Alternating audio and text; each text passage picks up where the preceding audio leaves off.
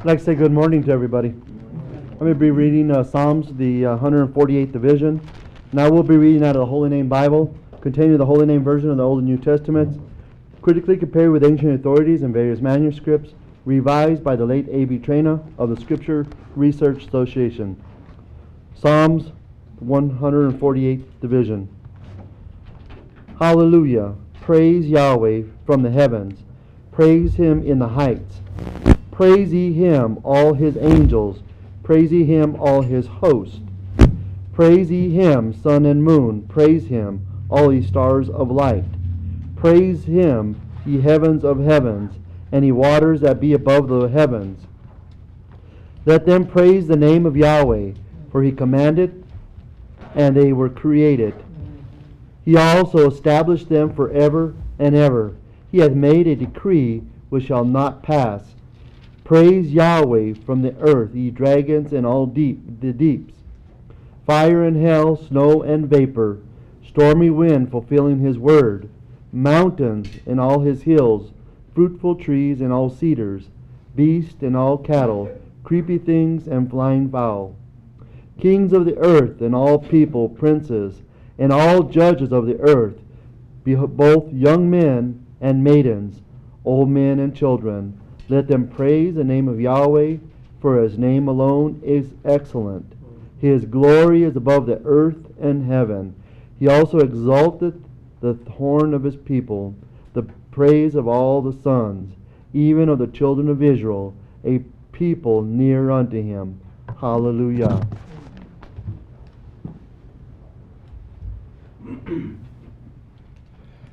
And our speaker this morning will be the Dean of the Albuquerque Branch School, Dr. Fred Allen, Jr.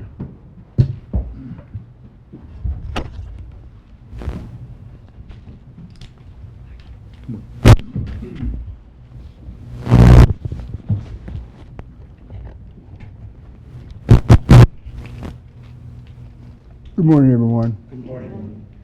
I'm glad to be here once again to talk again about the message of Yahweh as they have been revealed and made known unto us. We have endeavored to, before I go on, I have an announcement to make.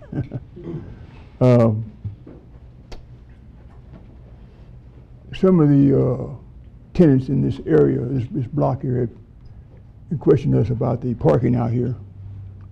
So, Wednesday night, Friday night is mainly our biggest problem, but we want to try to observe the handicap parking spots that are marked out there. They're very light right now, because they haven't been remarked for some time. So we'll try to keep that in mind, and then they don't actually park right in front of the building, going north and south on the east side of the building. So just try to observe that as much as you can to preserve parking. I know a lot of people parking. There's groups that are holding meetings across the street. They come on parking this parking lot and go across. We got all kinds of things. I don't know how we're going to be able to resolve that problem per se, but just trying to make you be a little bit more aware of the spots we have around in this area here for a handicap to leave, because we got several people that do need to have that kind of position to the building. Is there more than one handicap? I think there's two out there at least. There's two of them? 2 or 3.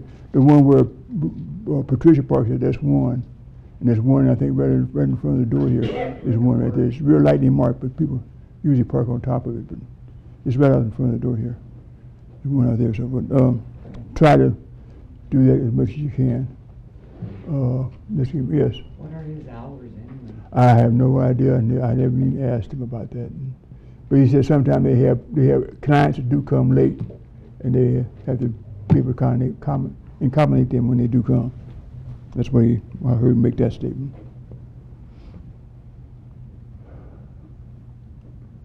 Well, I'm looking over the attendance here today, and I'm seeing that there's some young students in here as well as older ones. And what we've been talking about was about the creation and how it was shown to Moses.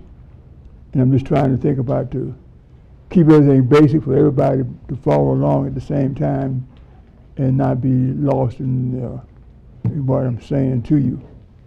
And I want you to understand this great mystery that we are coming down to learn about at this present time. So I'm going to go back over a little bit before, then we're going to move on because get everybody on the kind of on the same page and be able to follow along. We only got through the first day, and I think there's some things I should have brought up about that too. But try as you can to follow along, and if you have, probably bring the bell about 15 minutes before they are, not before 1. And then we'll try to see if there's any questions, if anybody might have questions at the same time.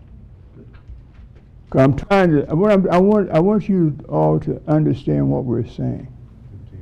And I'm trying to convey it in as simplicity as I can.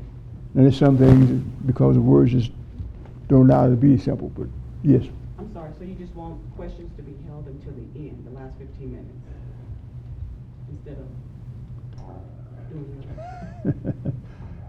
I know sometimes in this kind of lecture, this kind of format, sometimes it's best to have the questions at the time because we might cover several different things. And somebody may not remember what you said about it at the time you said it, those type of things. I understand that's a problem too. Get a pen and paper. I'll just say what I do. I'll allow anybody to ask a question. I'm going to just try to monitor it to a way so we can move. I can move it on before. I just do it that way. This way allows you to ask a question during the time I'm speaking because I want you to understand how it was shown to Moses, and also see that at the same time the world has made a great error in trying to understand what they read about in the Bible. So it becomes a pretty good sized task. But if you all can give me your invited attention, we'll try to get through this, and hopefully you'll be benefited thereby.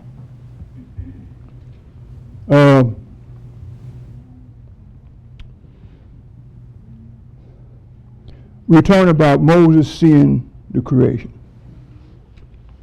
And I tried to illustrate that some last Friday night. Friday night. And to try to give a better perspective of what's happening here. Now, most people, when they read the Bible, the first chapter, second chapter of Genesis, they kind of go away from that, reading that as being that the creation took place in 6 days. And the scientists, they have a big problem because they don't see how it can be done in 6 days. They have the events, the sequence of the events that you read about in their order being that they don't see it could be possible. Like they say, you can't have vegetation without the sun. You got the creation coming forth on the third day. You got vegetation coming forth on the third day. The sun's put out there on the fourth day. So they sit down, that can't work. Now, those are the type of things that they have problems with and issues with. So they have a hard time digesting or understanding what's being said in the writings.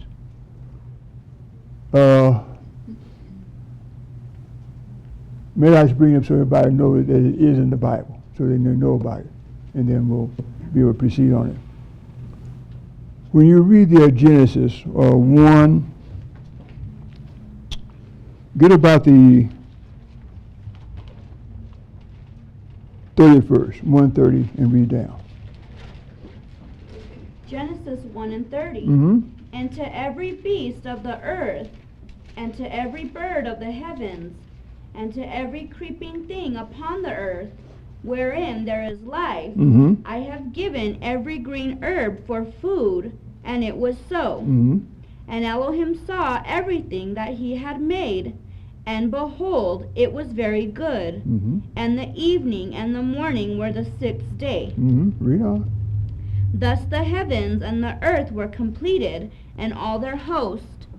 And on the 7th day Elohim completed his work which he had made, and he rested on the 7th day from all his work which he had made. Mm-hmm. And Elohim blessed the 7th day, and sanctified it, because that in it he had rested from all his work which Elohim created and made. What verse was that? 34th. No, On the the next next one. chapter. That's 4. I went to 4 first. You want the... Well, read 2 and 1? 2 and 1. Well, you read on the King, Holy Name? Holy Name. You want King James? Okay, that's the reason why. That's the reason why. Oh. It's a little bit You different. want Okay. King James? It's just the next verse. Next verse. Okay, Genesis 2 and 1. These are the origins right, of the okay. heavens and of the earth when they were created, in the day that Yahweh Elohim made the earth and the heavens. Now you read about 6 days, and then it says now in the Yahweh created the heavens, earth, and Yahweh created the heavens, earth in the day that Yahweh Elohim created the heavens, earth. So now what do we really have is what the problem resolves down in what did actually occur, what actually happened, and then from there we'll be able to understand what's going on here. Now that's okay. That's there. Get with me Exodus 20 and 8.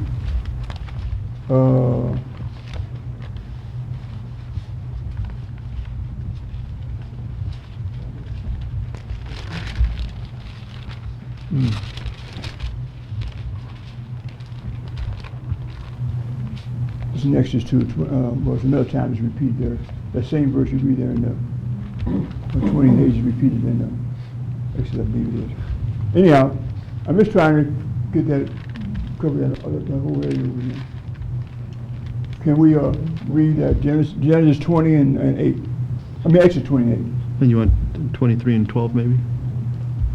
Yeah, 23 and 12. 23 and 12. Exodus 20 and 8. Mm-hmm. Remember the Sabbath day to keep it holy. Now this is Yahweh giving Israel as they come about the land of Egypt. I gotta say this before I can say that so everybody can understand that.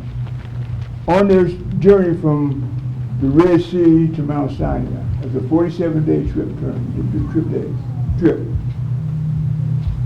About a month after they left the Red Sea, Yahweh then told them to gather manna for 6 days, and on the 7th day, don't gather anything on the 7th day. But on the 6th day, gather enough for 2 days. And he gave them that about a month after they started traveling in the wilderness. Now, when Yahweh, he has them gather around the mountain, Yahweh speaking the commandments down to them, he's now declaring to them, remember the Sabbath day. They've been doing it for about a month, a little less than a month. They've been doing it. But now it's time to remember the Sabbath day. Now read what it says there now, please. 9th verse. 6 days shalt thou labor and do all thy work. Give me the 8th verse again. Oh, remember the Sabbath day to Remember keep the it Sabbath day holy. to keep it holy. Read. 6 days shalt thou labor Mhm. and do all thy work. Mhm. But the 7th day is the Sabbath of Yahweh, Mhm. thy Elohim. In it thou shalt not do any work, thou, nor thy son, nor thy daughter, thy manservant, nor thy maidservant, nor thy cattle, nor thy stranger that is within thy gates. For in 6 days Yahweh made heaven and earth, For in 6 days Yahweh made heaven and earth. the sea and all that in them is, Mhm. and rested the 7th day. Wherefore Yahweh Okay. blessed the Sabbath day and hallowed it. Okay, now here's where Moses is writing about the 7th day. And he's writing this after he's seen the creation coming. So he's making reference to Yahweh showing it to him over a period of 6 days. And he related it to Israel keeping the Sabbath day for 6 days and resting on the 7th day. So now, what we have is that you have in the Bible where it says he created the 6 days. And I say he didn't create it in 6 days. It was shown to Moses over a period of 6 days. That's the way it was done. And it was actually created in eternity where there's no time and was spontaneous. It was done just by him speaking. I should say it was wilderness. Okay, now, that's a quick summation. But now we're going to go back and find out how you actually see it, saw it. Okay. Now, if you follow along, and you think, now you got to come in. You can't come in here and don't put your thinking cap on.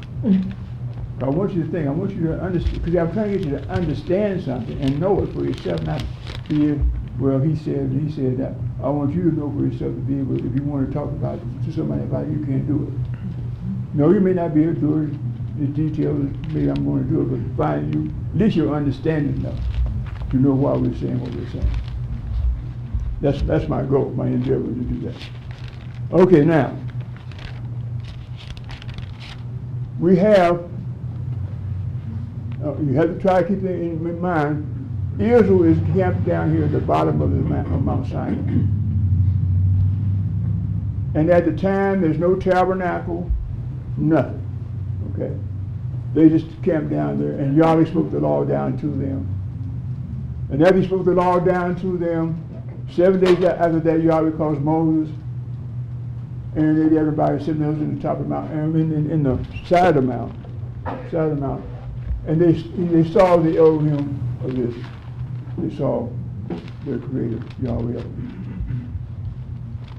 Then Yahweh invites Moses into the top of the mountain, and this is where Moses is having a vision of Yahweh Elohim, and he transforms into this tabernacle, and then he starts telling them about the creation. And that's the sequence of events. The Bible's not written in those sequence, but they are there. See, so now you have to see when you read Genesis, you're reading about this cloud in Genesis. But you have to see that Moses was in the cloud when he was seeing this vision. Now, we have on the chart Yahweh or Spirit manifested within the cloud, symbolizing eternity. So now the cloud is then representing eternity. So Moses is in the realm of eternity when he's seeing this vision being revealed to him of the heavens and earth. So now, when you read Genesis, you're reading about what he was seeing and what he was hearing in the cloud, okay? Now, if he's in the cloud, that's one thing. The people outside, they're looking up at the cloud. Now, to the people, they see the clouds change from a cloud by day to a pillar of fire by night. That's how they are able to recognize day and night with them.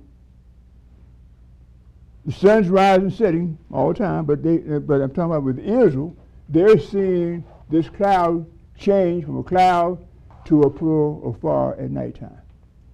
Okay? Now, Moses, he's in the cloud. He's not able to see that. So he has to have some point of view or some way to be able to distinct between day and night in the cloud or in his vision. Okay? So now, I've tried to show it this way the other night, it might help out. Let's read Genesis 1:3. I'm going back over the first day of it and then we're going to move on. But I'm trying to get there. But I want to get everybody on the same page. Anybody have any questions about what I've said so far? If you do, ask. I mean, it's not going to be, it might be really bad for asking, but don't let that be a problem. Ask to know. Okay? Now, okay, read it, please. Genesis 1 and 3. Mm-hmm. And Elohim said, "Let there be light," and there was light. Now, understand that when it says Elohim said. Now, that is Yahweh, but it's Yahweh in shape and form. So we're talking about, this is what was talking. This is what was talking to Moses. Elohim said, "Let there be light." And there was light. And the sign followed. In other words, manifested right after he said, "Let there be light." It was light. Okay, read. And Elohim saw the light, that it was good. And Elohim divided the light from the darkness. And Elohim called the light day, and the darkness he called night. Okay, now, he said he's calling, now let's take this first day of the creation. And we say we're going by a pattern. I'm talking about this tabernacle pattern. Okay? Now, in the tabernacle, in the court round about, you have an altar, and you have a laver, and you have the holy anointing oil symbolized spirit. Okay? Translate to the first day. See? You got the earth, which is inundated with water, so the water's on top of the earth. This altar of sacrifice is likened unto the earth. So since you see that if it's likened to the earth, then you can see then in the core of the earth, there's a fiery inferno inside the core of the earth. And the earth is likened unto the altar. See? So if you see that, or if you're able to understand that, then we're talking about the labor here, I mean the altar being likened to the earth, the waters that cover the face of the earth, then that be the waters covering the face of the earth back here. And then you got the Spirit of Yahweh moving upon the face of the earth. Now if you're able to see that, then you see them, the first day is going by that court roundabout. Then you talk about now you got the firmament above it, you got the line of demarcation between what we're talking about light from darkness, and between light and darkness, when you go from daytime to nighttime, there's a period of transition, or light, it's getting light and dark in here. To transition. So these are like veils. See, twilight, morning, between morning and evening. So there's division between them. So now what we're saying now, this is a day with Yahweh. And realize we, on the earth, we make one revolution or turning on its axis to make one day. That's one day with us. 24 hours, a little bit less than 24 hours. 23.7 some minutes. So I'm saying that this is what causes the rotation of the earth now. And as we rotate, if we had sunlight coming to the earth, as this earth turns, then you see how you're going to get light in some spots, and some spots are going to be dark at the same time. But as it makes a complete turn, you're going to come back to the light again. That's making up a day. Now, I just did that real quickly for us to recognize that. Now, as you see that, and as you understand that, Moses now in Israel, they're dealing with a cloud turning to a flame of fire to know now it's evening time going into nighttime. So now here we're reading, and this is Moses giving this explanation after he comes out of the mountain. Okay, read. And Elohim called the light day. He called the light day, so there's a light. When Moses first goes up, he's in darkness. Of course, understanding what's going to be ready to transpire. You can hear Elohim say, "Let there be light." That darkness was abolished. He's in the light now. Yahweh, he's in the light. So light is now coming forth. Okay, read. I'll start with 2. And the earth was without form and void, and darkness was upon the face of the deep. And darkness was upon the face of the deep. And the Spirit of Elohim moved upon the face of the waters. Right. And Elohim said, "Let there be light." Let there be light. And there was light. And there was light. And Elohim saw the light, that it was good. Uh-huh. And Elohim divided the light from the darkness. And Elohim called the light day, and the darkness he called night. And the evening and the morning were the first day. The evening and the morning was the first day. Now, he's going in, he goes in the cloud late in the evening of that day. He's seeing that light.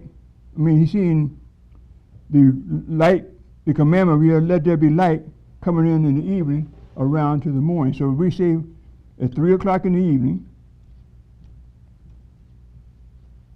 to 9 o'clock in the morning, that would be the darkness. I should do it this way here. See, this is darkness. So that's about 18 hours of the day. This is when we see this light being changed to darkness. The light being darkness, blotting out the darkness. First day. Now at 9, the cloud is going to change from a pillar of fire to a cloud. So that would then know that would be a day, be the daylight. See, and during that time, he's seeing the tabernacle.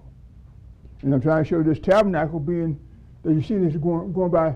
Now, when you get in from the door, you got a veil. Between the most holy place and the holy place, you got another veil. See? So you got this division between light and darkness. That's why you got these veils here to denote these divisions that you're reading about here in Genesis. See, so we're seeing this first day is coming in by this pattern. Now Moses, during the daytime, he's seeing Yahweh show him about the vessels and the structure of this here tabernacle. And as I said last Friday night, I'm talking about he saw the Ark of the Covenant, 25th chapter of Exodus, the Ark of the Covenant, the table shewbread, and the lampstand. See, and all of them had to deal with light and darkness. The lampstand was lit at 3 o'clock in the evening, snuffed out at 9 o'clock in the morning. The high priest had to eat of the bread on table shewbread for him to have substance or to have life. And on the Ark of the Covenant, high priest on the 10th day of October, he goes in before Yahweh, throws blood toward the mercy seat, and he sees a Shekinah flash, or all their sins are being forgiven for the whole year, blotting out darkness. See, and he sees the light. So you see those vessels represent that. Now that's the first day. So you see that's what happened. Now they just all we do then is just complete. Like we might have this be the first day, then we just do the same thing again, be the second day. But we're going to be seeing different things in those different times of darkness in the days. So that's what's happening now. So now he's in the cloud. He's experiencing this here. Now no man on the earth plane knows anything about this. Had not been shown to nobody at all. Nobody knows anything about how the creation came into existence at all. So Moses is the first man probably being shown this. So the responsibility comes upon him to tell people what he saw. And when he came down the mountain, he said, what happened while you were on the mount? In the beginning, God created heaven and earth. Without form. So now he's explaining to him what happened after he had come down out of the mount. Okay, now, first day. Second day. Now you read there, I think that's, what's that, 6? 1:6, Genesis 1:6. It tells him, and then he's going to read that. Just so everybody be. And Elohim said, this is Genesis 1:6. And Elohim said, 3 o'clock in the evening, Elohim said, let there be a firmament in the midst of the waters. Let there be a firmament in the midst of the water. And let it divide the waters from the waters. And Elohim made the firmament, and divided the waters which were under the firmament from the waters which were above the firmament. And it was so. And Elohim called the firmament heaven. And the evening and the morning were the second day. Okay, now, we deal with the second day. We're dealing with gases, particles that have not taken on concrete manifestation or physical manifestation yet. When they come to that veil, they change to where they come visible. Calling the firmament above from the firmament, you're dividing the invisible gas from the gases that you can't see or you can't begin to comprehend. That's a division between I'm talking about vapor now. We're not talking about the actual water at this time. It goes through a veil and it comes into what we might say a liquid state. Then you divide between that and come on down to where you actually have the concrete water that you and I see every day. Water. See, now, that's division on that second day of the waters above and the waters beneath, and that division transpired. Now you got the same situation you have in the earth plane when you got the earth, you got the far earth in the heart of the earth. The far in the heart of the earth, we have volcanoes, we have what other one we say, water sprouts that come, geysers that come up out of the earth. Those are all under pressure in the heart of the earth, and water, and it's causing the moisture that's in the earth plane to come up to the top in various forms, either in lava or in water or in gaseous forms. See, so now that's showing us that you still got the earth, you got the water covering the earth, and you still got the Spirit of Yahweh moving on the face deep, or as you might say, the gases there in the air. So now that's on the second day. Now when that ends, Moses sends someone in the tabernacle at 9 o'clock, come out and snuff out the lampstand. See, the lampstand. Okay? So now they see that. Now what Yahweh then, in the 26th chapter of Exodus, what is he telling Moses about the tabernacle in the 26th chapter of Exodus? I said Genesis, but it should be Exodus. Exodus. Now he starts talking about the veils in the tabernacle. I'm not going to try to go into it because we're not in a sewing class and we're not in a trying to build a tabernacle, so we're not going to do all those kind of things. So the point is that you read about it, and you might say, what the heck is all this about? What's so important about all this? See? Okay, now first you talk about the veils. Now do it this way. The veils is in the walls, around the walls on the inside of most holy place and the holy place. Now you notice that the colors of them are blue, purple, and scarlet. See, these are the veils that went inside the walls there, and you got angels in prayer. I'm not dealing with the angels right now, but they are there. What did you just say? I said there were angels embroidered on the veils, but I'm not dealing with them right at this present time. I'll talk about them later on. But they are there. I'm saying that. Because remember we all talked about Friday night, the angelic creation was created before the physical creation, so the angels are already there. And this is where Moses is experiencing, seeing angels really in the vision he's having at this time. See? But now, then you have the walls given to them in that same chapter, talking about the walls, the boards that were put together to make the side of the wall, that was being put up. See? And then you, on top of that, then you come to the skins that cover the mouth. The badger skin, well, I don't want to do that way. So you got ram skin dyed red, goat skin and badger skin on top. You got 3 layers. See, you got goat hair, Ram skins dyed red. you got ram skins dyed red, And badger skin, and goat's hair. Goat's hair, I think, was first, and you ram skin, goat's hair dyed red, and then you got the badger skin on top, if I'm not mistaken. I got that right in my mind. You got it right. Okay. Read that verse there that talks about the skins right there. 26 and 7 of Exodus. And thou shalt make curtains of goat's hair to be a covering upon the tabernacle. Be a covering upon the tabernacle. In the 14th That would be verse. like if you looked at this here. I should have brought the book down to give you a better picture of that. See, this here covering that they had over this thing.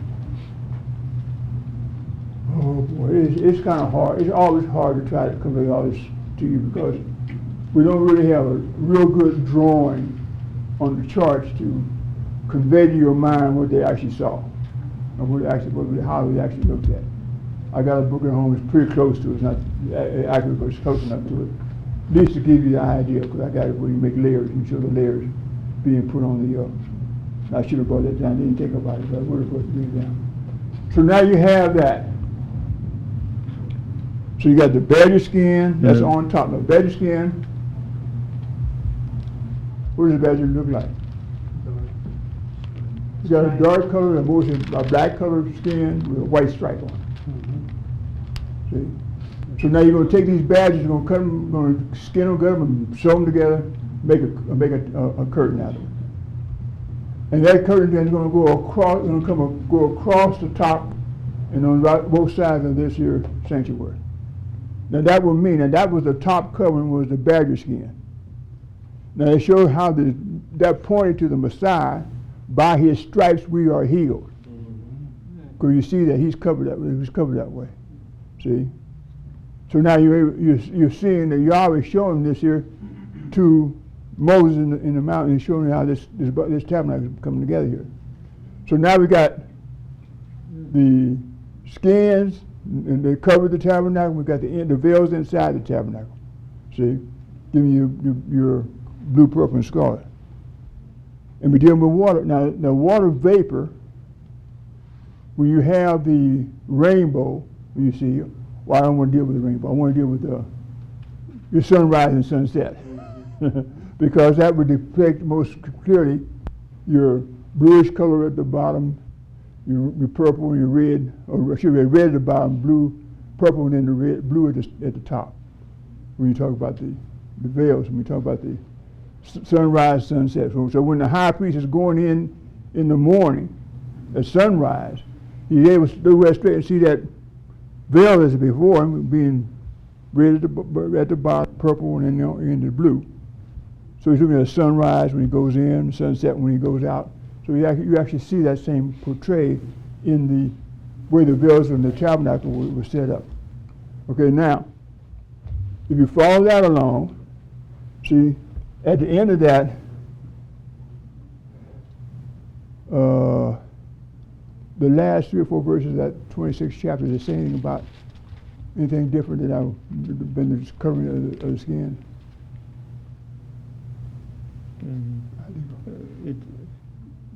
36 says, and thou shalt make a hanging for the door of the tent of blue, Okay. purple, and scarlet. So now somebody hang, how you going to hang it up, hang it on there now.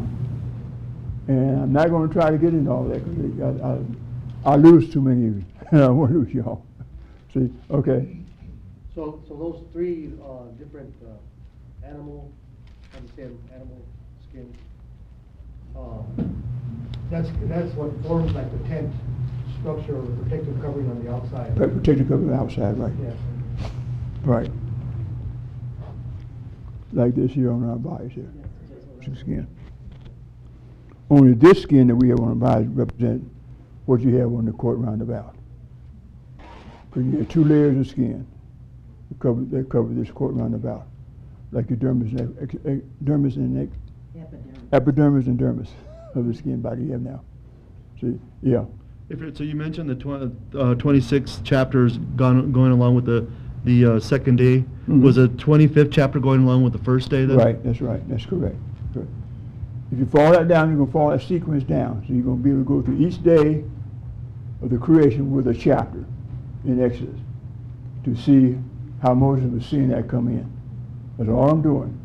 I can go, if I know what's happening, if I understand the creation correctly, the first, second, third things that took place, I can tell you what's going to be in each one of those chapters by looking at those, look what they symbolize between the both of them, how they portray each other.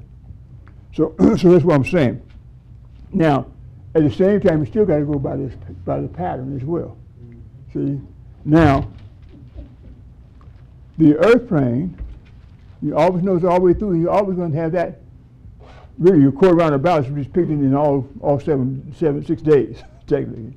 See, but we're going to break it down more later on, but we'll see what we're talking about. Now, this here, that's the second day. First day, the second day. See, now Moses didn't come down out of the mountain any time during this time to tell him what's happening. All this was being shown him one day after the other day. See. So now the third day. Let's read that one in the 9 and 3, 1, 9, Genesis 1. Genesis 1 and 9. Mm-hmm. And Elohim said, let the waters under the heaven be gathered together unto one place. They said, let the waters of the heaven be gathered together into one place, read. And let the dry land appear. Now he said, now he's speaking that. When he gives that commandment, the water starts rolling off the face of it and the dry land appears. That's a resurrection of the earthplane. To him now, he hadn't seen it yet. This is the first time he's seeing the earth on this third day. Okay, read. 10th verse. And Elohim called the dry, and it was so. And Elohim called the dry land earth. He called the dry land earth. And the gathering together of the waters called he seas. Uh-huh. And Elohim saw that it was good. And he saw it, that was good. And Elohim said, let the earth bring forth grass. Now, if you think about it, if he's saying it's good, then you see that everything that he created, we read in the 148th division of Psalm, it all gives glory back to him. That's what you want to benefit of. If Yahweh is showing that his creation is giving glory to him, you are being a part of his creation should be giving glory to him. See? So you see the responsibility you and I have of giving glory to Yahweh. Okay? Read on now. And Elohim said, Let the earth bring forth grass. Now, he said, let the earth bring forth grass. So now we've got a resurrection of grass coming forth. Read. The herb yielding seed. The herbs yielding seed. And the fruit yielding And fruit fruit living after his kind. After his kind. Whose seed is in itself Whose seed is in itself. upon the earth, and it was so. Upon so, okay. And the earth brought forth grass, and herb yielding seed after his kind, Okay. and the tree yielding fruit, whose seed was in itself after his kind. Now notice that when you bring all these things forth, they are in fruition. He's not coming, Moses is not sitting up there looking at, watching a blade of grass come up out of the ground. That was spoke, and it was Or done. watching the tree come up out of the ground. So you saw it was there, manifested. See? Can you go in the second chapter? I think it's around the 7th or 8th verses up in that top portion where he's talking about the plants being put in the ground, the trees. I didn't fifth. look this up. It came across my mind. 4. These are the generations of the heaven and the earth, Okay. when they were created, When they were created. in the day that Yahweh Elohim made the earth and the heavens, Mhm. and every plant of the field before was in the earth. Every plant before it was in the earth. So he made all the plants were in his adult state. The man he made, the woman, all were in their adult state. See, now you always hear the science talking about which came first, the chicken or the egg. Well, you're right away, you know, you couldn't have an egg without having the chicken first, so the chicken had to be first. So you had to have the adult. Right. And you always had to put in the seed necessary for it to come forth. So you see, and you have to see that has to repeat over and over again. So everything he created, that you read about it being created, was in his adult state when it was created. Okay, and within it the seed to reproduce itself. Mm-hmm. See, you're not going to have a gorilla giving birth to a camel. It's not going to do that. Mm-hmm. Because the seed was in itself, so it has to be, gorilla's going to give forth another gorilla, as well as a camel going to give forth another camel. Seed after its kind. Seed after its kind. You don't have an apple tree giving forth bananas. I'm just trying to use some things so you can see the seed has to be of the same genetic substance that the parent was. You have the same thing when you have offspring. The child looks like the mother and the father. Maybe at the birth it might look more like the mother than the father, and maybe vice versa, either way. But eventually they go through the season where you're going to say, oh, it looks like the mother now, it looks like the son now. So you have those kind of observation that one makes during one's lifetime. So these are things we're seeing. Okay, now we're seeing that this is what Moses is seeing up here. Continue reading there in Genesis there. Or did you finish? Oh, boy, It was done. Okay. And the evening and the morning were the third day. Mm-hmm. Even morning was the third day. Now, we have the resurrection of the earth. The water rolling off each other and the dry land up here. Then you got the seed of vegetation, the grass, the trees, the fruit trees, yielding forth its fruit. Okay? Now, if you look at it and watch this here, watch the progression here. After you come up out of the earth here, see, in here in the middle you will see the bud stage. The bud stage, you see a flower or a plant come up and have the flower might come on a fruit tree, the blossoms come on the tree, which is going to bear forth the fruit afterwards. See the blossom come forth, or a flower come forth, you see the bud stage. Now you're not able to see inside at that point until it goes on into the next stage, when it goes through the veil, going into fruition. When it comes to fruition, it's in its fruition up here in the most holy place. So it's going through that same, I'm talking about the vegetation going through that stage by the pattern, so you're going to see a bud stage and then you're going to see the fruition. See, going by that pattern. Now this has happened on the third day. So I said, well, how can this be? I can't understand how this is going to happen. See? Well,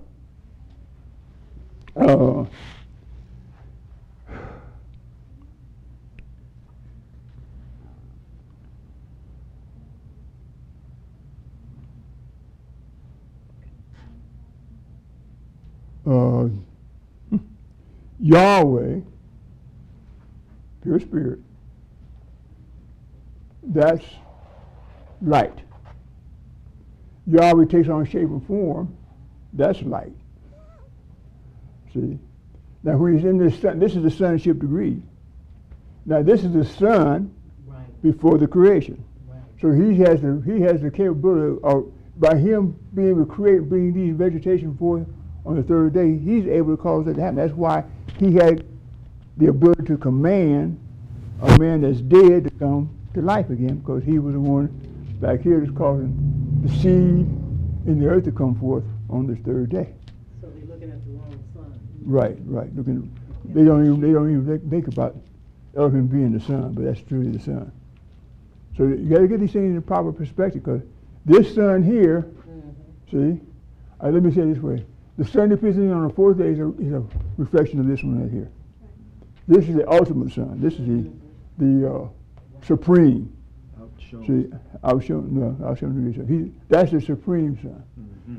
Now, when that sun is manifested in the physical, then he's going to say, "I am the light of the world." Mm-hmm. So he's the sun on the earth plane. Got to be the same all the way through, because the same substance all the way through. So now we see now that this sun here was what caused vegetation to come forth before you have the sun being put in the heavens and earth. The first cause of all creation, yes, wasn't the light. Right, that's right. See now when you go back and read the Bible, you're able to be able to understand it even better, because now you see how things came in. You'll be able to relate to things as you read now. See. So now we are now. Okay, now think of this fourth day. Now, wait a minute, I'm goofing. Okay, go to the tabernacle. See, y'all were much better at this than I was. So you see now while we're going back here at 3 o'clock in the evening now, he's seeing the earth come forth and vegetation come forth. See, then at 9 o'clock he's got to see something in the tabernacle. See? So when you go to the 27th chapter, see? Now, if this is the first time Moses is seeing the earth, see, then this is going to be the first time that Moses won't see anything about the altar of sacrifice. See, 27:1. Exodus 27:1. Mm-hmm. And thou shalt make the altar of shittim wood, 5 cubits long, 5 cubits long, and 5 cubits broad. 5 cubits broad. The altar shall be 4 Should square. be 4 square, so 5 cubits. So it's 7.5 feet square. Okay, so I made a pretty good size altar. See? Okay, that was the altar. Okay, read on. And the height thereof shall be 3 cubits. 3 cubits. And thou shalt make the horns of it upon the 4 corners thereof. So that makes it going to be that altar was up about this high from the ground. Talking about the altar we're talking about. So it says, be 3 times 18. See, you're going to be about 54 inches. 54 inches, right. See, high. Okay. So I mean, you just can't. It's not like a barbecue grill where everything's right in front of you. You reach everything. So you got to lift to put stuff up inside on that altar. So it's a labor. It was a labor. This was a burden to the priests and to the children of Israel. See? Or 4 feet by 6 inches. Yeah. Mm-hmm. Okay. Now that's the altar. Okay. What you got in that chapter? I didn't pinpoint verses, but they should.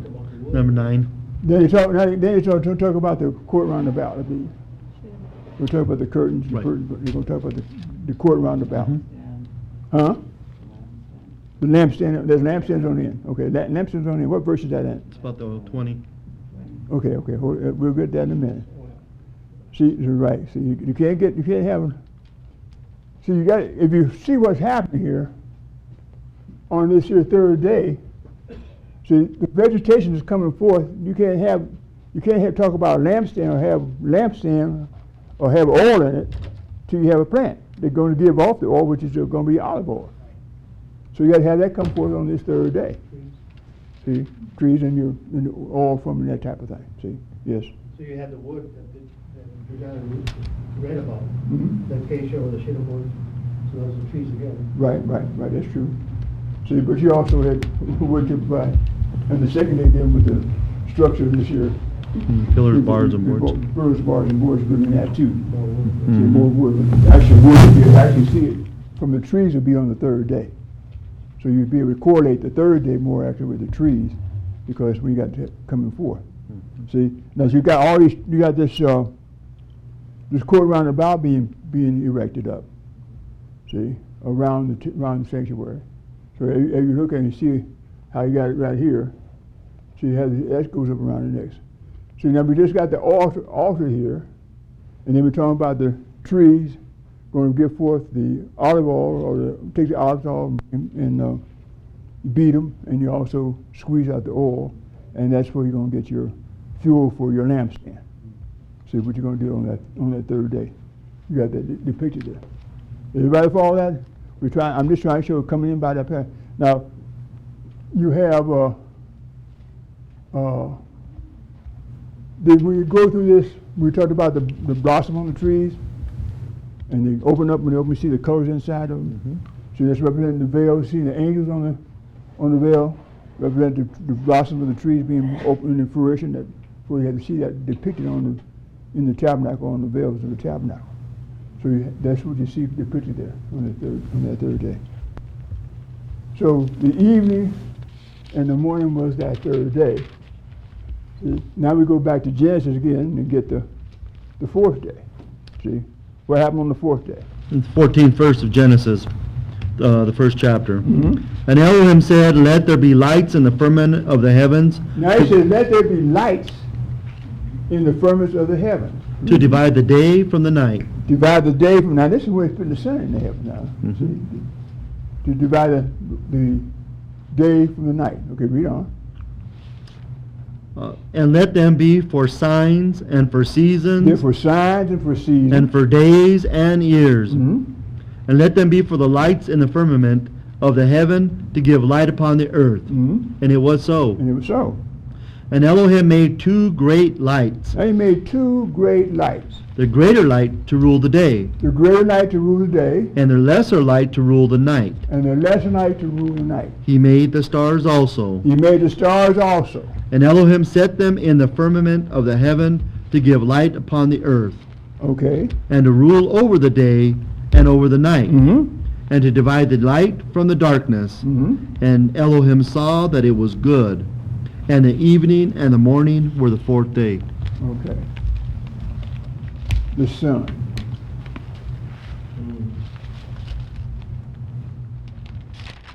The sun, in reference to the earth plane, and all the planets, it orbits all around the sun. The sun gives off rays. Now we're talking about this Yahweh, pure spirit, taking on shape and form as the sun. We're talking about the divine attributes taking on shape and form as the sun. See? Now the sun emits rays. There are 9 different kinds of rays that come from the sun or in the atmosphere. Gamma rays, invisible rays, alpha rays. See, there's radio rays, television waves. There's a number of different rays that they have. Infrared rays, invisible light rays. All those are different kinds of rays that's emanating from the sun. See, radiation rays, the ones you have to watch out for, that type of thing. So they're all coming from the sun. Now the sun is then, if you see the sun able to emit that, you can see then he has to have the same composition as pure spirit is. And then when you see you got the divine attributes taking on shape and form as Yahweh Elohim, then you have to see that there has to be 9 principles in the sun being portrayed as well. See? Now the sun, the sun doesn't go through changes. It always is giving off light. See? So Yahweh, as Yahshua said, Yahweh said, Malachi 3:6 is it? Right. I am Elohim, and I change not. Well, see, that's like into the sun. You don't change. But that was rule the daytime. The moon rules the night. The moon is likened unto the law. Right. But the moon goes through phases, or it makes changes. So then you see that it becomes then, see, the law that represents the changes that you have. Oh boy. Got one right there, this little bitty picture up here, right there of the moon there. But it goes through 7 phases, the moon. See? See, this chart up here, I had this drawn this way to show that here's the sun, see,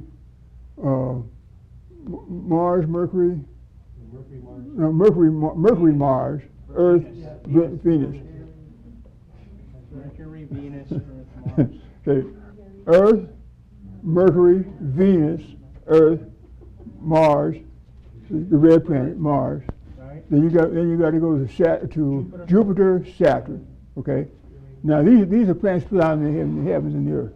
Now if this is being done on the 4th day now, Yahweh showing at the same time in this 4th day, he also created Satan. See, because you remember you got a planet up there, Saturn. You got those rings around it. See, the 6th planet and the 5th one is Jupiter.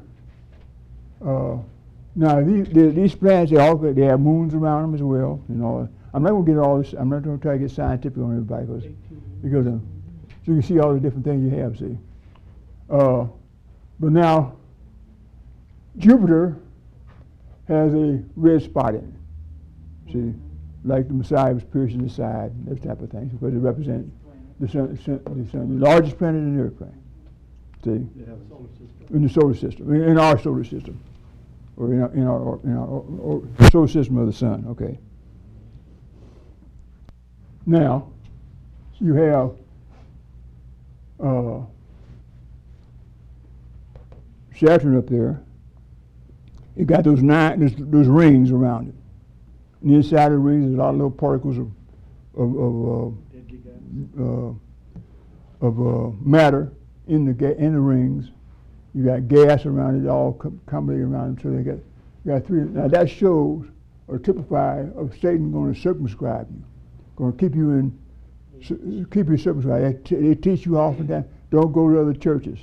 They try to keep you come to this church and don't go any place else. They don't want you to do that. When I first came to this class, and the second time I went to class, Dr. Kennedy says, so you can go anywhere you want to. When you understand what we teach you can go anywhere you want to. Well, that's altogether different what they said out in the world. They tell you, don't go any place else. Which was then, what he was then teaching us, that if you embrace it, then you had the truth, and it'll stand anywhere you go. Mm-hmm. See? So if you just stand on the truth, if Yahshua is truth, and you accept that he is the Son of Yahweh, see, then you can stand on it. You don't have to worry about anybody trying to tear it down, because it is the truth. The truth will stand. The truth can't be modified, can't be improved upon. See, there's only a carnal mind will try to think that way, that it can be changed. It won't work that way. See, so we got this sun here, and giving off its rays to all these planets. Now these planets, as I said, they orbit around the sun, giving you different orbits. Now the moon, as it goes through 7 different phases of, and you get a crescent, now you get a half moon, you get a full moon, these are the cycles it goes through. So that the moon is likened to the law. See, it's likened also to the mystery of iniquity, because it goes through changes. Yahweh doesn't change, but it does change. So you see those type of things when you looking at the creation. Now, that's what he's seen on this here 4th day. Now, when he sees that, let's put in there. Did you finish reading that whole thing about the 4th day? Mm-hmm. You're talking about the sun was supposed to move the season of the year. Mm-hmm. See, so you see that the season of the year is going to be based upon that as well. So that's why you're going to have to see that the sun, check it, see, from summer, you're going to fall, then you go into winter, barrel. From barrel, you're going to go into spring, and back to summer again. You're going to make that cycle all the way down, all the way repeating over and over again. Those phases are going to go through. Now, in the atmosphere, see that we have a atmosphere, a stratosphere, troposphere, and a and, Ionosphere, stratosphere. yeah, well,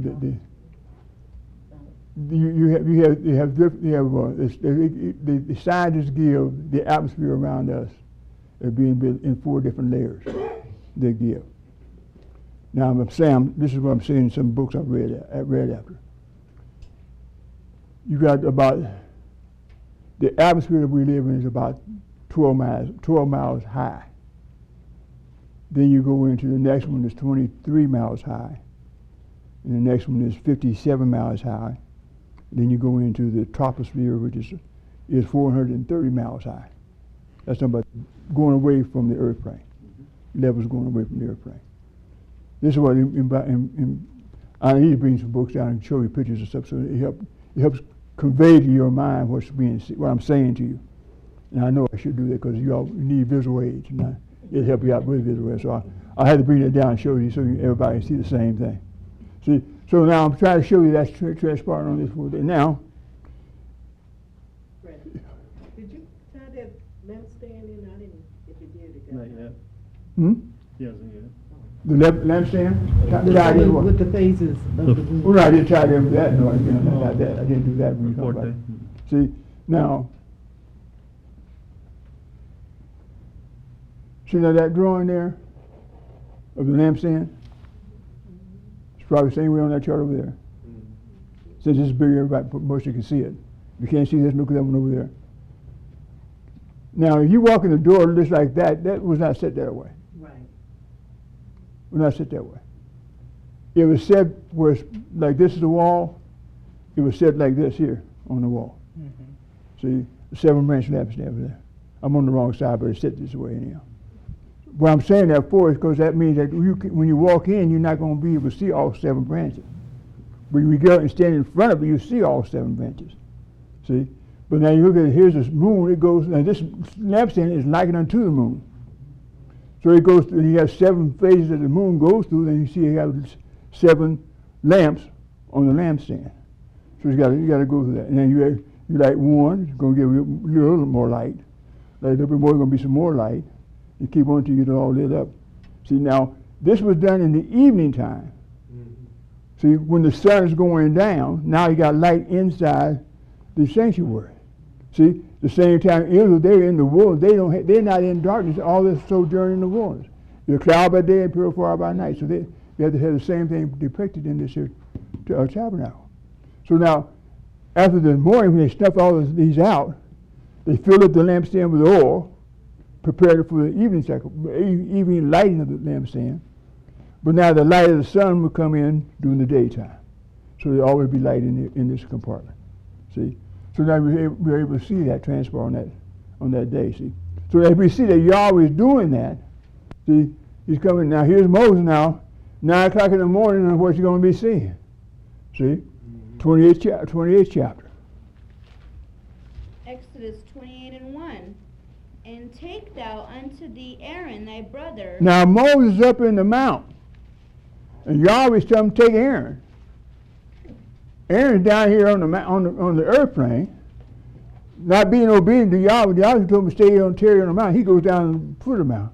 But now Yahweh's telling Moses up in the mount, you take Aaron, see, and what are you going to tell him to do? And take thou unto thee Aaron thy brother, and his sons with him. And his sons with him. From among the children of Israel, that he may minister unto me in the priest's office. Now if he's taking them from among the children of Israel, that means he's setting them apart. See? So he's sanctified Aaron and his 4 sons. Okay, read. Even Aaron, Nadab and Abihu, Eleazar and Ithamar, Aaron's sons. Aaron's sons. And thou shalt make holy garments for Aaron thy brother, for glory and for beauty. For glory and for beauty. Now he's making the garments. Now remember now, Aaron in type now is a figure of the sun. So you got to have garments of beauty and glory. See? So we got to get him dressed up here now. See? So the 4th day, what Yahweh showing Moses in the 4th day is about how the men being set apart, Aaron and his sons. Okay? So you have the son. Now that means you got high priest and you got low priest. Okay, the sun and the moon. The low priest representing the moon. So now you got them being there. Okay, read a little bit further. And thou shalt speak unto all that are wise-hearted, Mm-hmm. whom I have filled with the spirit of wisdom, that they may make Aaron's garments to consecrate him, Make Aaron's garments to consecrate him. Read. that he may minister unto me in the priest's office. Mhm. And these are the garments which they shall make: And these are the garments which they shall make. Read. Okay. a breastplate, and an ephod, and a robe. Okay, now this is how the high priest is going to be dressed up. I'm not going to go into all the details of that either. But you're seeing this is what was showing him on during the daytime of the fourth day. Okay, I'll say it that way. Okay, see. Just skim down through the chapter and see what else is in that chapter about what else he talks about in that chapter. The Ephod. You talk about the ephod. Breastplate. Okay, now, Diamond. I guess I make The this. Urim and the The Thummim. emerald, Okay, now. diamond, the rose. The high priest, he's dressed up, he's got an ephod on. Holiness unto Yahweh. And you're going to have, the ephod is going to have a pocket in it where you're going to put the Urim and Thummim. Those are stones which the high priest used to settle disputes among Israel and the judgment of Yahweh. I'll say that would be mildly. And then on the top of that would be the breastplate. The breastplate would be the 12 precious stones in a golden plate over his chest, held on by chains and blue, purple, and scarlet ribbon. Okay. Now that's a high priest's garments. See, the low priest's garments. See, they had to wear that. They had their own bonnet, their own attire for the low priest as well. See, The mitre. the mitre. That's his crown he has on here, which is has written on there. Now he had a mitre. Then he had a golden plate to put on top, which said "Holiness unto Yahweh." Correct. So if you see that, if Yahweh is setting up the priesthood back here as a type, and as a figure, you see that the high priest, he had to go around. Now he's supposed to be the head now of Israel at the time, as far as the priesthood goes. And he's walking around with this plate on his forehead saying, "Holiness unto Yahweh." Realizing that everybody should be giving glory unto Yahweh. See?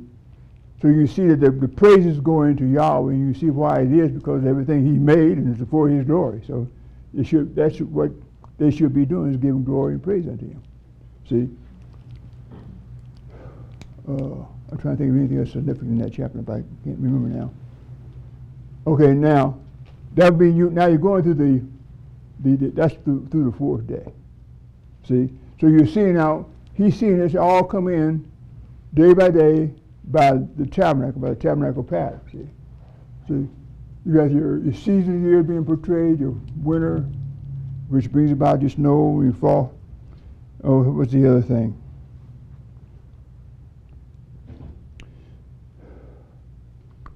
When you look into it, you see that you have 9 different precipitation of water. You have sleet, you have ice, which would be like ice on the ground, sleet. You have snow, you have dew, you have snow, you have rain. So you go through all these things, you see all these different forms of moisture. See, hail, another one. Okay, so you see, and all this has to do with water in different manifestations. So you see, all this is being depicted on this one day, and it becomes a very powerful day when you start looking at all the things that produce, or all the things that are affected by the sun and by the planets and all. They all have their importance in our lifetime, in our lives. Put it that way. See.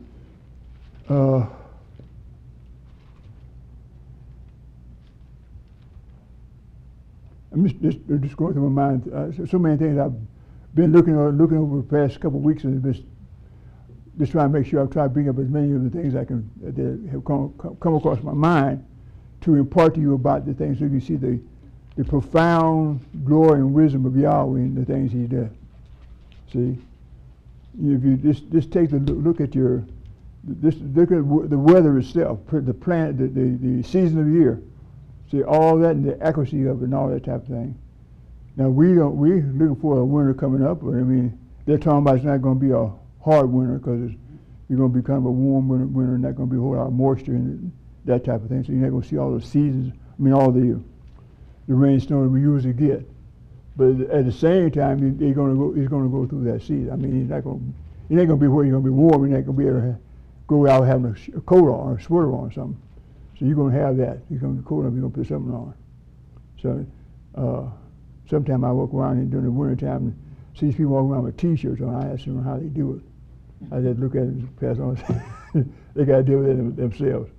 See, but we see that this change that comes up, if it affects you in one way or the other, you don't walk around in swimming trunks in the wintertime, see, unless you just trying to be some kind of record or something, do some kind of little thing, go out and get in the ice water and that kind of thing like that.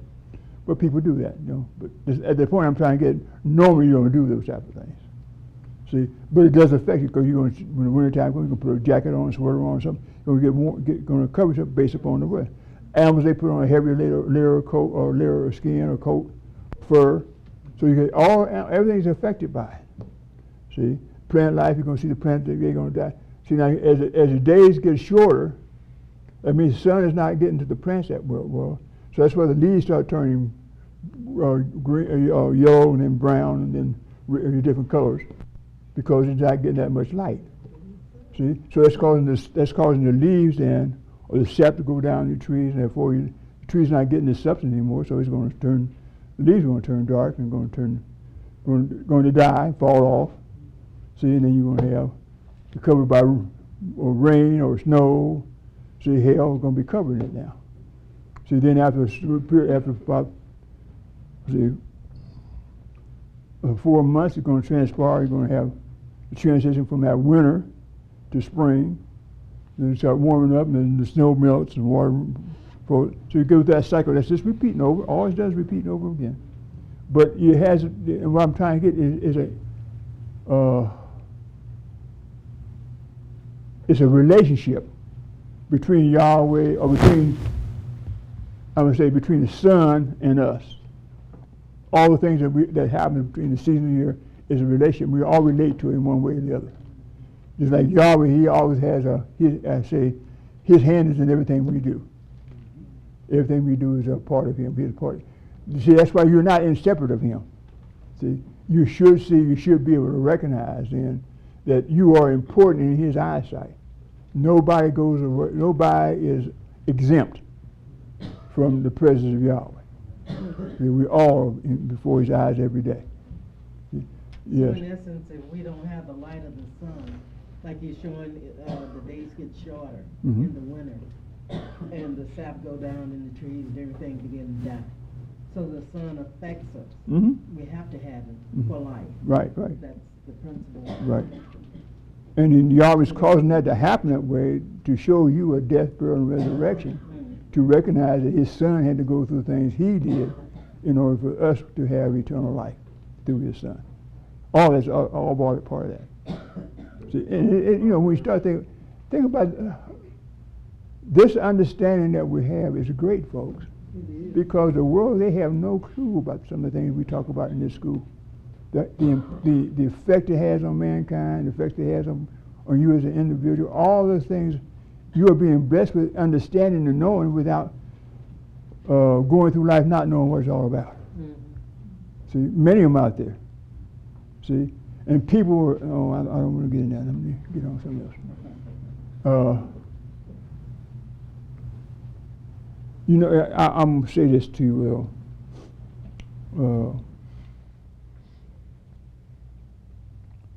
Yesterday we had a couple come through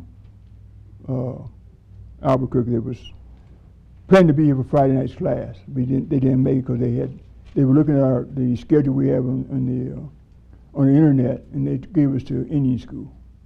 They addressed on Indian school.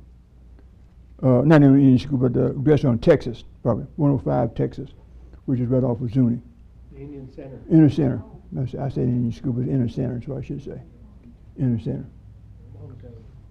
And that's been about 10 years, 12 years ago when we were there. So, I mean, they haven't changed it. We try to send in, every time we had a secretary, different change, the secretary send in a report in to give them those of the secretary change, or give them those of the address and all this type of thing, but they don't change it. I'm going to try to make an endeavor of getting that done tomorrow and try to get that changed so we can get these people that come here from time to time. Well, this couple came to us. The gentleman, he was in the class longest. He came in 1979. 79. And he came in the Florida school under Orlando, Florida, under Mickey. And I think he said he was there 3 to 4 years before he left there and went back to Dallas. And he was there under oh boy. Michael Taylor. No, it was Floyd Macon. And so he came by. He wanted to talk with me. So we came by for about an hour and a half yesterday morning, and he wanted to know what was going on in the school, and we talked about it. And I talked about it some, and he wanted to know how come he just go ahead and just change and make another name, give it another name when he brought about all these changes, so it would be independent of the other thing. I said they can't do that because they lose they're trying to keep as many people as they can under them. So they couldn't just break away. They want to keep them together. So anyhow, I just went through that. Now what I'm saying is that people out there, they recognize something is wrong in IDMR. See? And that's how come we try to tell you IDMR is not salvation. We try to show Yahweh is the only thing for salvation. So you can't just do it. IDMR is where you come to learn about him. At least you should be able to come and learn about him if you have the right thing in mind. So I'm saying that to let you know that there are people out there. He says he's going to be back and going to come back sometime. So we'll see what happens. And I'm finding more and more people are vocalizing their concern about what's going on in the school system. And so just keep that in mind. The other thing is, trying to get back to the subject matter we got here. We're on the 4th day. Let's get into the 5th day, and then we see if we can get through this day, so we can move on to better things. So concerning the message of Yahweh. Okay. Genesis 1 and 20. Mm-hmm. And Elohim said, "Let the waters bring forth abundantly the moving creatures that have life, mm-hmm. and fowl that may fly above the earth in the open firmament of heaven." Mm-hmm. And Elohim created great whales, and every living creature that moveth, which the waters brought forth abundantly after their kind, and every winged fowl after his kind. And Elohim saw that it was good. Mm-hmm. And Elohim blessed them. Elohim blessed them, saying, Be fruitful, and multiply. And fill the waters in the sea, and let the fowl multiply in the earth. Mm-hmm. And the evening and the morning were the 5th day. Now, 5th day. Now, if we look at chronology, see, this would represent the earth. This would represent the moon and the law. If you come over this side, it would represent the spirit. Now, if we go through that and we look at this thing, what we're transpiring now is that we're dealing with the 5th day. So this 5th day will be where we come from the end of the post-Diluvian age to the present age. Now, this 5th age is going to divide. If Yahweh on that 5th day create the beasts of the field, beasts of the sea, fish, and fish life and life in there. And if you look in books or you look on the TV now, you find they're going deeper in the water and finding more specimens they haven't seen before. See, so all kinds of creatures you have that they got some unusual looking animals. I put it that way. Let's say it mildly that way. See, but they all were created by Yahweh. though we may not have known when they may not see him at that time, they still be created by Yahweh. Now, if you look, and then you see that those fish are bound by the water. Now, you have some fish that jump out of the water and jump back. You have that happening. You got birds that fly. They go down in the water and get fish and come up, and that time they have that. So you got the transition between the existence of the birds of the air and the fish in the sea. The birds, they typify freedom. They're in the air. They fly in depth in the air, and they're not bound by restriction that way. So we look at this here transition from the old covenant, the law, to the present age, from day of Pentecost on. You have then that where you have those that believe in the Messiah, they will be set free from the law. Mm-hmm. Those that doesn't, they still bound by the law. Mm-hmm. So you still got some that are still under the law, and some that are set free from by the preaching of the gospel. They are set free from that, or being like the birds in the heavens. So that's depicted on that fifth day of the birds and the fish in the sea, the birds in the air. You have an amphibian plane, which deal with them that abides in both water and sea at different times. So you have that happening. So now this is the first time you're talking about any kind of animals on the fifth day. So in the 29th chapter of Exodus, then you're going to be talking about the sacrifices that's going to be offered up, which you're going to deal with the animal sacrifices when they had to be offered up. Mm-hmm. So you see, I remember you were seeing that Moses is seeing this here come in by the tabernacle pattern by seeing that here we had the first time that any kind of animals being brought forth is on the fifth day, and all of them were created. See, and you see that was done before he even dealt with the man. See, so that was okay. Now that's the so the 29th chapter starts talking about the sacrifices that are going to be offered up. Mm-hmm. The lamb, you got 2 lambs offered up daily, one in the morning, one in the evening. Mm-hmm. You got sacrifices for them to be sanctified, talking about the priests being sanctified. You got all those type of things being done. Showing that on that 5th day, or in that 29th chapter of Exodus. Does everybody follow what I'm saying now? Read about 1 or 2 of them up in the first. Just read the first couple of verses. They're talking about the sacrifices of the priests. Mm-hmm. Exodus 29:1. Mm-hmm. And this is the thing that thou shalt do unto them, to hallow them. To hallow them, to set them apart. Read. To minister unto me in the priest's office. Mm-hmm. Take 1 young bullock. 1 young bullock. And 2 rams without blemish. Mm-hmm. And unleavened bread. And cakes unleavened, tempered with oil. Mm-hmm. And wafers unleavened, anointed with oil.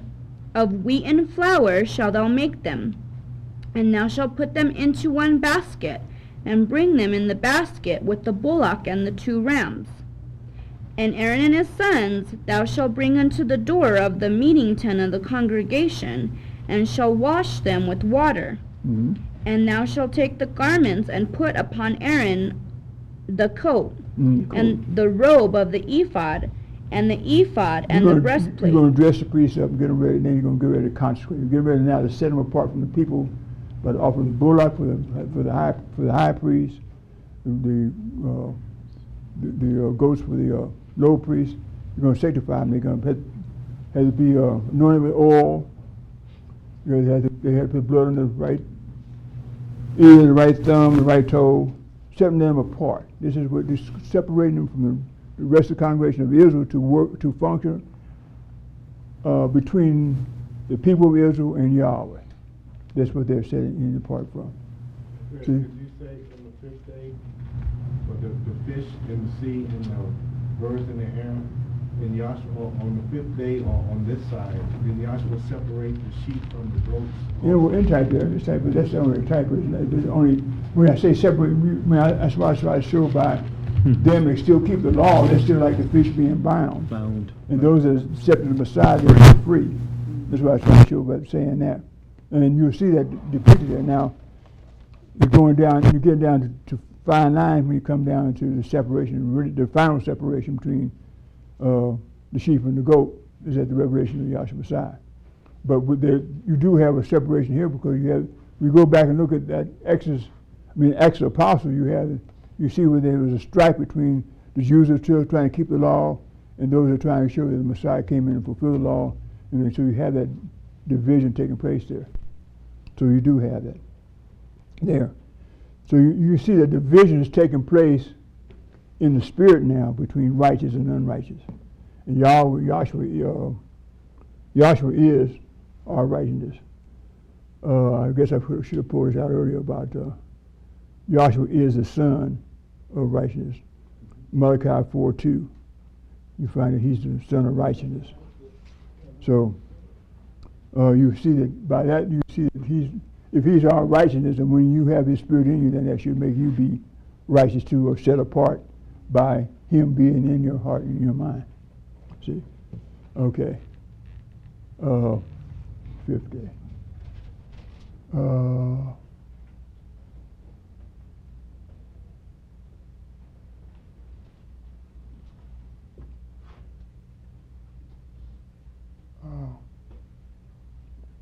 Well, when you go upon the veils, you're going to see, like in the bird kingdom, you're going to have all different kind of colored birds. You're going to have the same thing in the fishes. You're going to have all different kind of birds all different kind of fish, colored fish, in the sea as well. See, but I'm just trying to say, we're looking at the waters beneath is likened to the earth plane or the natural, pointing to the spiritual. So you have to have in the bird kingdom, you have to have all these different colored birds in the bird, which are typified on the veil of being the angels that are on the veil, right, by the different colors that you have in the bird kingdom, and then you deal with the fish kingdom, you got the different kinds of colors in the fish kingdom as well. Tropical fish and your different species that you have, the different colors that they have.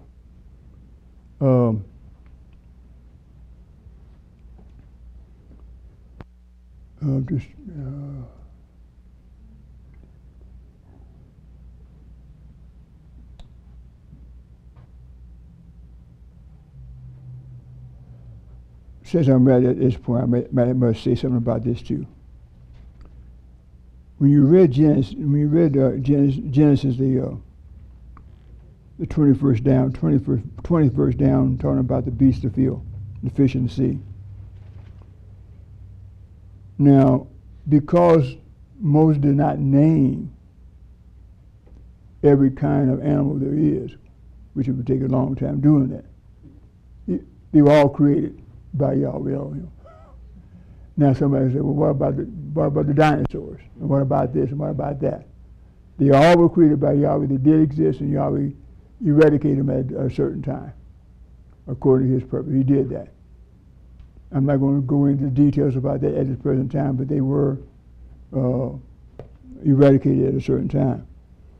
And Dr. Kennedy described it in this sense. They said they were giants. Mankind were tall, giant people. And as the man's in knowledge and understanding increased, he became smaller, decreased in size. And they kept on decreasing in size all the way down to an ant. That's the way he expressed it. To an ant. To an ant, yes. Small. So I'm saying he covered all. So that because of the increased intelligence of mankind, then the stature of the man decreased in size, and straight on size all the way down to you got mankind in all the different stages. You got what was the shortest man? I think the shortest man I read about was about 21 inches tall. Tallest man I've ever read about so far was 9 feet 3 inches, 9 feet 4 inches, something like that. So when you consider you got a big range of people that you have, and you look at Yahweh. I mean, you look at any animal you want to look at. You got giant ones, you got small ones, all different categories. Look down at ants. You got ants. I mean, you'd be working on a piece of paper, and here's something, hit a little bug. Then on a piece of paper, it's just hard to see it. You may think it might be a period. It started moving across the paper. And say, "Oh, that ain't a period. That's a bug," you know. But I'm just trying to say, that's the magnitude. And look, and think about all those different species, all those different sizes. They have the same, body system. I mean, head cavity, chest cavity, abdominal cavity. They have the same. As small as they are. I mean, you look at. I think about it often when I look at them. See ants and your gnats and the little small species of animals. You have really. Then we go look at a big one. You got the same kind of problem. Look at a big one, you know.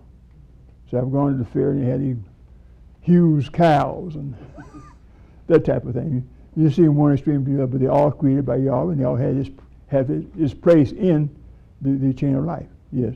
Fred, what about these skeletons they find that they label like That's all. the evolution? Yeah. Were they really humans and Yeah, they were really humans, but formed or? no, they were human. Well, a lot of them. What's the question? The question is when they find these fossils, find these skeletons, systems, and they find them in different shapes and forms, and that's why they get to call the Anthropomorph man, the Ice Man. They got these different categories they give to these bones that they find, trying to support the evolutionary theory. It is a theory. They try to promote that. So they try to place them in a sequence of events to show that mankind's evolving from one state to another state. Now, their whole scale they're using is wrong to begin with. They try to take a man's body and they try to get the carbon dating from it to try to figure out how old it is, and that type of thing. Now, see, if you understood what we're talking about Yahweh creating the creation of heaven and earth within the realm of eternity, not in the realm of time. So we got something created in the realm of eternity. How then can you specify a time on it? Because you don't have time. It was not created in time, so you can't specify time to it. I mean, like if I make anything I make right now, see, you might see how long it take me to make it, but all the ingredients and stuff it was before I even make that into that whatever I'm making. It was there before. You pick that up and try to do a carbon date, that won't tell how old it is. It tell you the matter, how long the matter might have been here, but it doesn't tell you how old the thing that you just got to make it. So I'm just trying to say you just cannot use that as a basis to establish time or existence of mankind. It's just like if a watchmaker make a watch Mhm. to tell time, it won't tell you how old the watchmaker is. Or the watch either. Or the watch. That's Okay. right. That's right. That's not the question. The question is they kind of like have a man and he's like slumped and kind of age looking, and they say they found skeletons. So are these like pieces of? They're putting together a puzzle, though, and I guess. That's what they're trying to do. They got a concept they heard of evolution. Right. So whenever they find it, they're trying to find out where does it fit in this line of evolution, in the point of evolution. See, and that's where they get the different concepts, the different names they give to it is based upon them trying to fill in the pieces by what they find. See? The skeletons just might not even be. Well, most often they'll be able to put them together to a point to form what the parent species might have been, but they may not be able to tell you what time frame to put it in. They're just guessing at it. Yes, Charles. You go to different parts of the world and you see the different species of people, depending on where, depending on their environment and stuff. To this day, you got people that are real small, got real rough-looking bodies, hunched over. I mean, down in South America, and you go to different regions of the jungles and see pygmies, and they're all hunched over, and they got these heads that look like blocks. And you go to not just South America, different parts of the world. And then they get these skeletons, and they say, well, this is what this man looked like.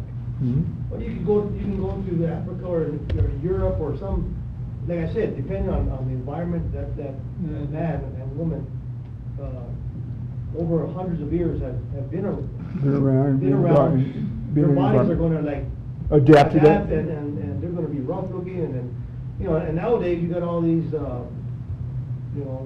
people that are just manicured and you got pampered and everything like this, and so everybody's all delicate and pretty looking and all this kind of stuff, and so, you know, that's just a bunch of theories and. That's what it is. Theories and concepts of creation of mankind. Really, right. Isaac. Israel. I keep on saying.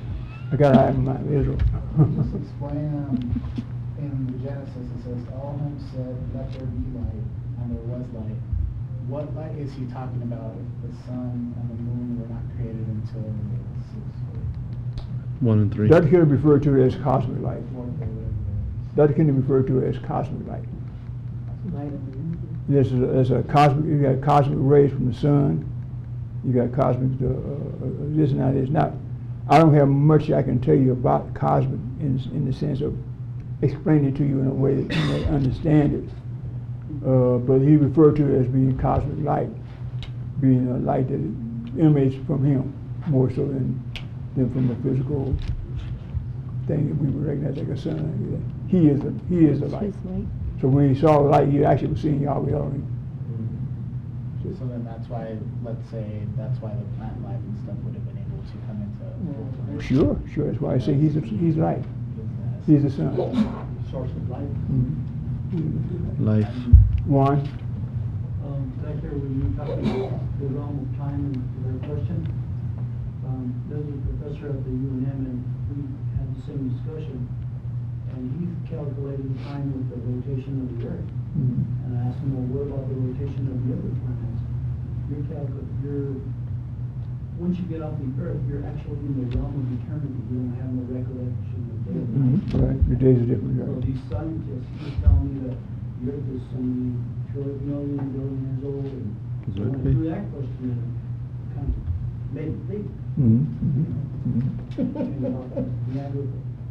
My thing is, they're using carbon date, 40-year computer, only 40 years old, to test a thing that's created in the realm of eternity. Right. That's correct. Y'all doing a good job.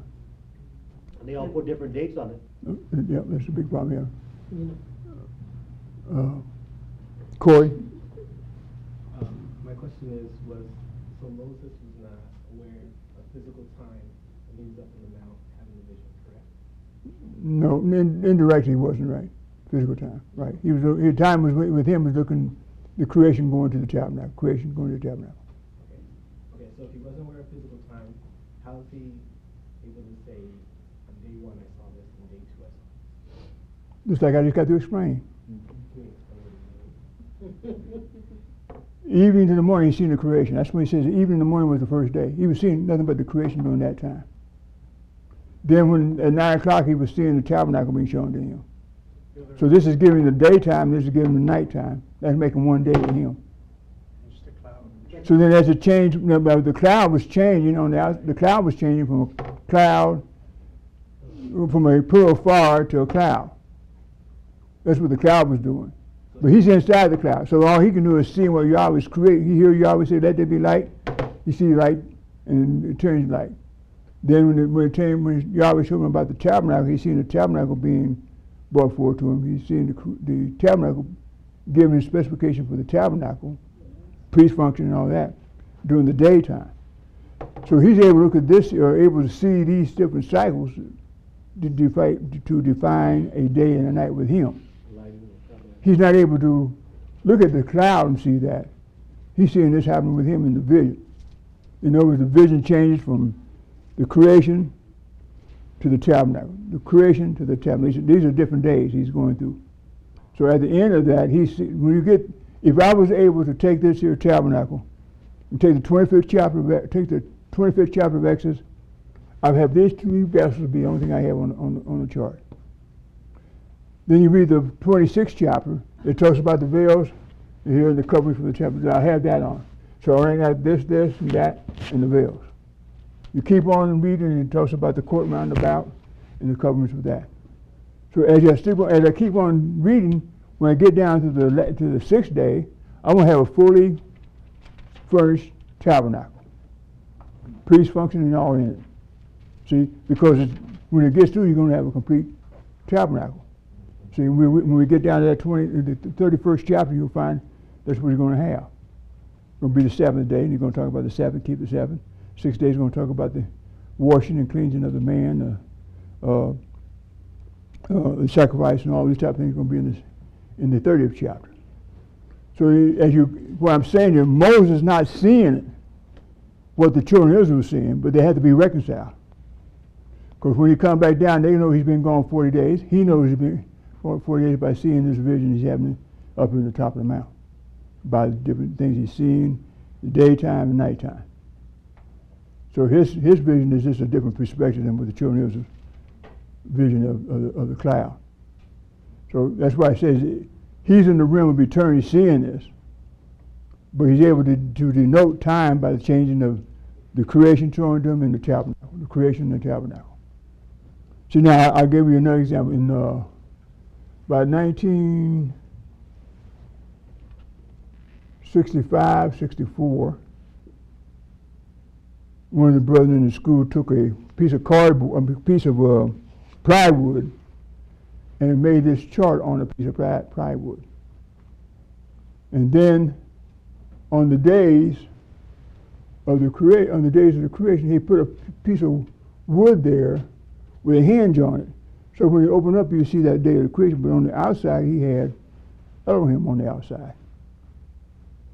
There's Elohim on the outside.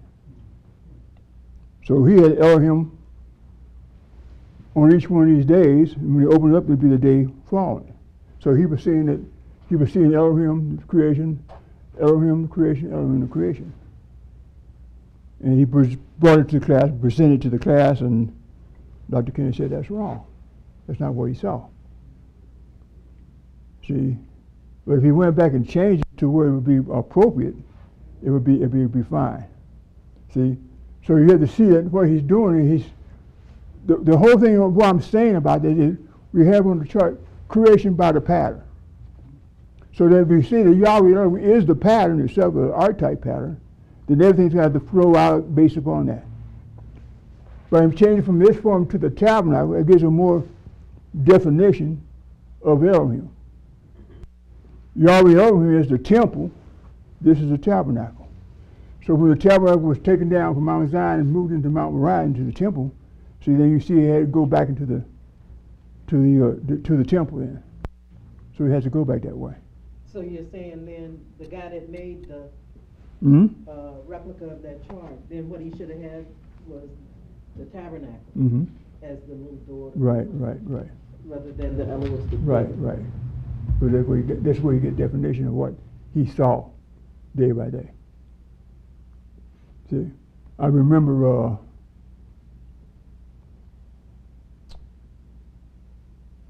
first time Dr. Kennedy talked to me about this was January the 1st, 1964.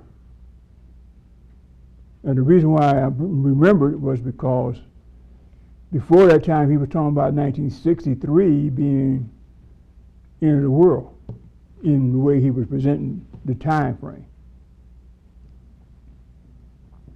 So when I was able to get up on January the 1st of 1964, I went to his apartment. And he came down, well, I went to his house, he was in the house then, and he came down from upstairs, and I was sitting there in the dining room. In my mind was, well, how come it didn't end? That's what I had in my mind. And what happened was that Yahweh, that he started telling us about how the creation came in by the pattern. Well, then I knew then that he had more things to tell us, so that it couldn't have been the end of the world at that time, because there's more things for us to learn and to know. See, so what I'm saying is that then made me realize then that Yahweh had more things to show us about his purpose and plan, which from that point he showed a whole lot more things, because at that time we didn't know Joshua was Joshua. We know about the details of the pattern of the tabernacle. So a lot of things we did not know at that time, until later on. So from that time on, he started telling us more about Elohim, about Joshua, about Joshua. All those things were told after 66, I think it was. So what I'm saying is there's a growing process. So a lot of things we know now that we did not know early on. See, so I've been through all these stages of growth and understanding. Now, after understanding all that, I'm able to explain things a lot faster and quicker to you as a student body than it was shown to us over a period of years with Dr. Kinley. That's the way he taught us. He didn't have to come down and just told us everything he knew in one day. He didn't do that. All he could say, Yahweh's all in all, and be done with it, but that would not give us any understanding. See, it got to be broken down. It's got to be broken down. See, and that's what I'm trying to do with the time we're doing with this now. See, so we're going through 5 days. See, 29. Okay, we went to 29. We're going with Genesis, deal with the 6th day. That's 26 down, isn't it? 24. 24 down. Okay. Did you want that read? Yeah, it's read real quick out. We're going to get a few more minutes. Genesis 1:24. And Elohim said, "Let the earth bring forth the living creatures after his kind, cattle and creepy things, and the beasts of the earth after his kind." And it was so. And Elohim made the beasts of the earth after his kind, and cattle after their kind, and everything that creepeth upon the earth after his kind. And Elohim saw that it was good. And Elohim said, "Let us make man in our image, after our likeness, and let them have dominion over the fish of the sea, and over the fowl of the air, and over the cattle, and over all the earth, and over every creepy thing that creepeth upon the earth." So Elohim created man in his own image, and in the image of Elohim created he him. Male and female created he them. And Elohim blessed them, and Elohim said unto them, "Be fruitful and multiply, and replenish the earth, and subdue it, and have dominion over the fish of the sea, and over the fowl of the air, and over every living thing that move upon the earth." And Elohim said, "Behold, I have given you every herb bearing seed, which is upon the face of the earth, and every tree in which is the fruit of the tree yielding seed. To you it shall be for meat. And to every beast of the earth, and every fowl of the air, and everything that creepeth upon the earth, wherewith there is life, I have given every green herb for meat." And it was so. And Elohim saw everything that he made, and behold, it was very good.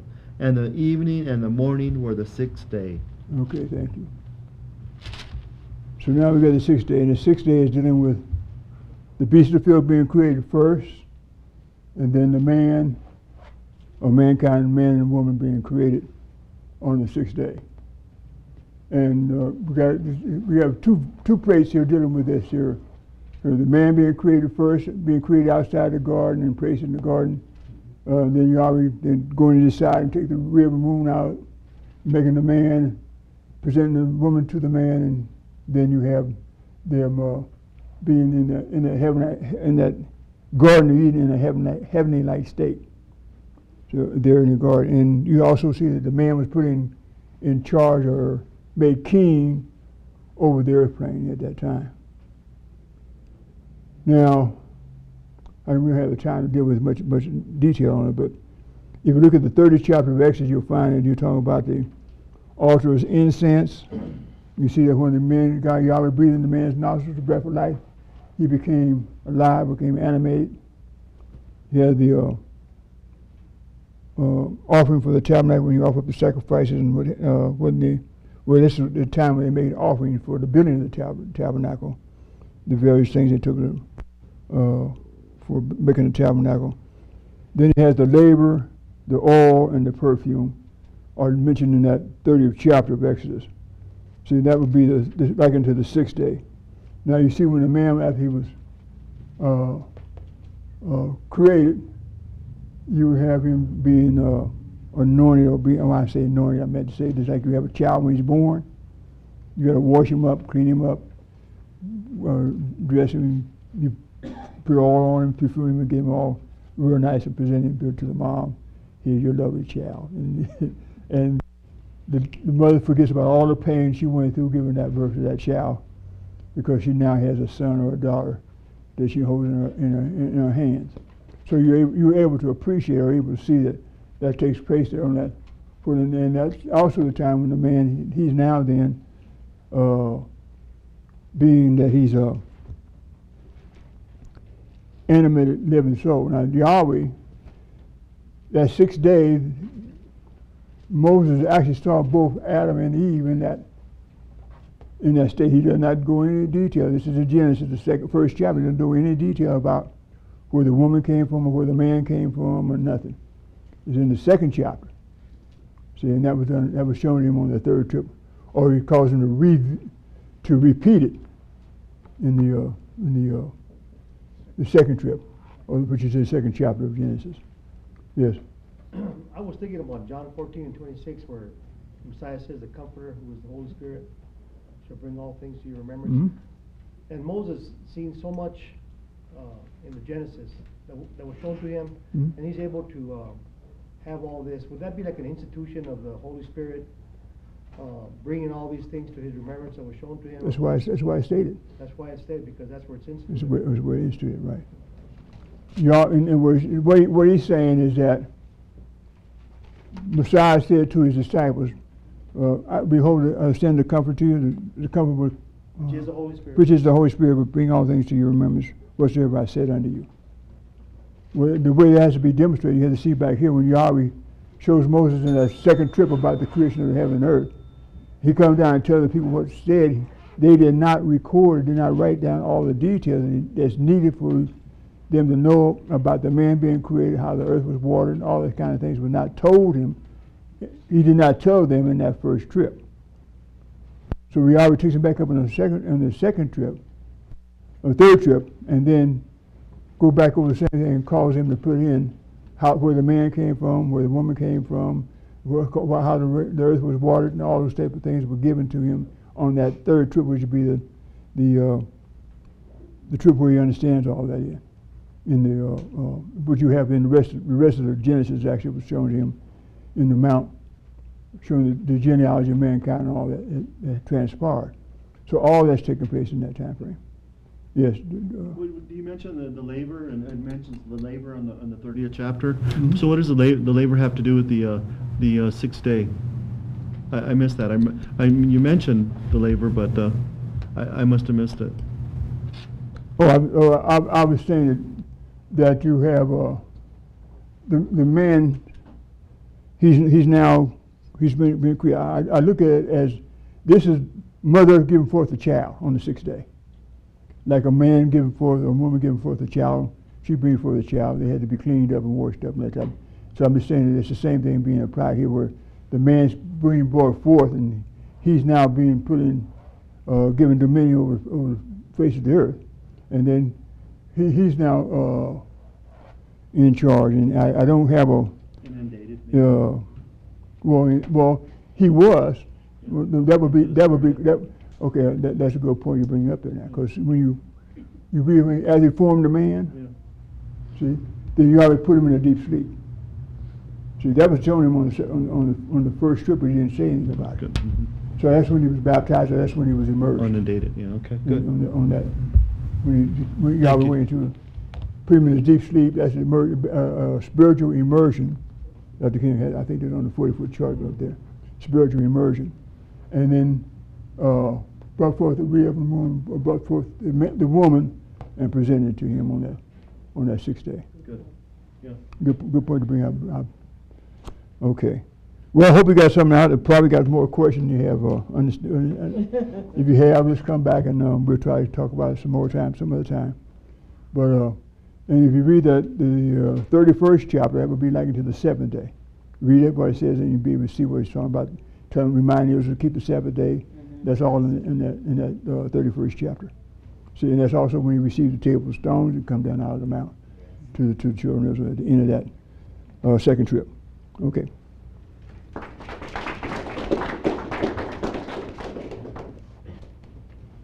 Let's have an announcement. There's going to be a quick meeting for the teachers of the kids class right after class, and that'll be just a quick little meeting. And let's have to be dismissed with the doxology, which is taken from the last 2 verses of the book of Jude. Now unto him that is able to keep you from falling, and to present you faultless before the presence of his glory with exceeding joy. To the only wise Elohim our Savior, through Yahshua the Messiah our Sovereign, belong glory, majesty, dominion, and power, both before all times, now and ever. Let us all say hallelujah. Hallelujah.